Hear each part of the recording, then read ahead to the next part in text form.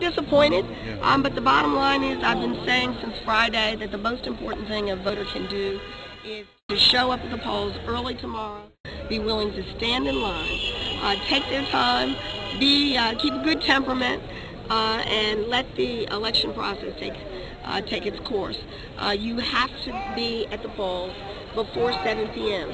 So I suggest you plan to be there before noon so that you can spend the whole day if you need to. Really? That means a lot of people are going to have to take off work? Well, I'm encouraging people to take off work, but more importantly, those of us who have voted, I'm encouraging people to volunteer to help their neighbors, watch their children, take care of the elderly, and then if your coworker shows up late or is not able to come in because they're voting, to pick up the slack.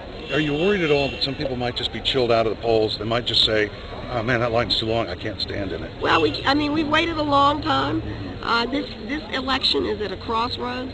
The future of the country, in my opinion, is dependent on this. It will have impact.